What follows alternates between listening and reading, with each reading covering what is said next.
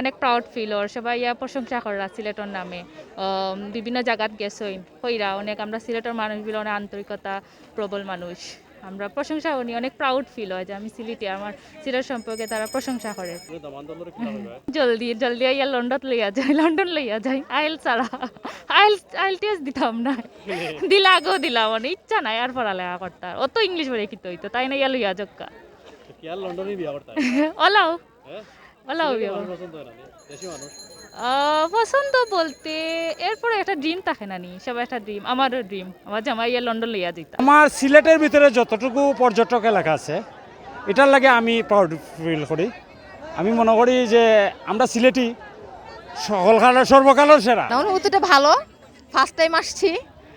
মানে বাচ্চা নিয়ে আসছি ফ্যামিলি নিয়ে আসছি মানে ঘুরতেছি আপনার অনেক জায়গায় গেলাম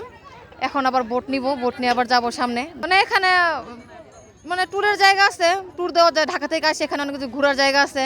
মানে মাজার আছে শাহপরান শাহজালাল বিশেষ কথা হলো যে আপনার ওই যে 7 রঙের চাটা আর কি এটার জন্য আসা হয় মানে 7 রঙের চাটা মানে ফ্লেভারগুলো একটু স্বাদটা নেওয়ার জন্য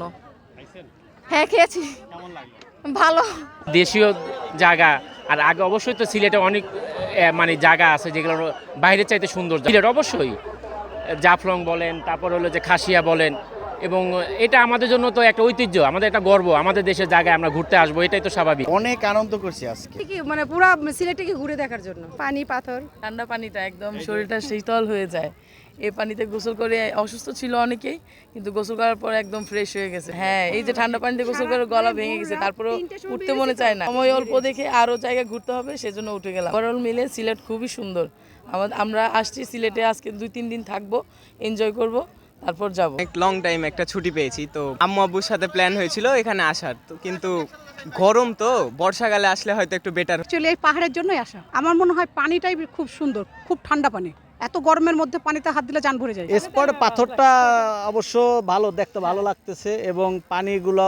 খুব ঠান্ডা এদিক থেকে ভালোই লাগে কিন্তু তাপের জন্য মানে অস্থির অবস্থা কালকে গেছিলাম সাতারকুল তারপরে সাদা পাথর আজকে আসলাম জাফলং সিলেট তো আমি অনেকদিন পর আসলাম চিন্তা করলাম অনেকদিন পরও আসা দরকার ভ্রমণ তো অনেক সুন্দর ঘুরতে তো ভালোই লাগে আর সিলেটে আগে পরে অনেকবার আসছি সিলেটের পৃথক পৃথক তো সবই ভালো যেমন মায়াবী ঝর্ণা ভালো ওদিকে সাদা পাথর খুব সুন্দর লাগে স্রোত পানির স্রোত ভালো এখন মানে আবহাওয়াটা ভালো লাগতেছে মানে একটু গাদলা হওয়াতে যে পাহাড় তারপর এই যে চা পাতা আমরা তো এগুলো প্রকৃতি দেখি না বাসায় আমাদের তো ঢাকায় বাসা এইখানে যখন আমরা সব দেখতে পারতেছি কাছাকাছি এটার জন্য এই যে আসলাম চা পাতা নিব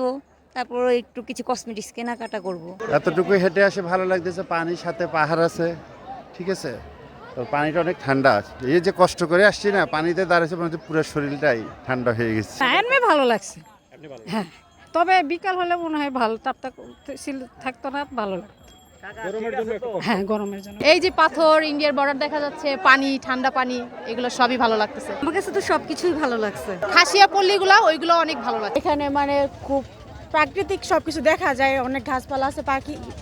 পাহাড় আছে পানি আছে আবার ইন্ডিয়া দেখা যায় এক দেশ থেকে আরেক দেশের ফিল নেওয়া যাচ্ছে আসলে এটা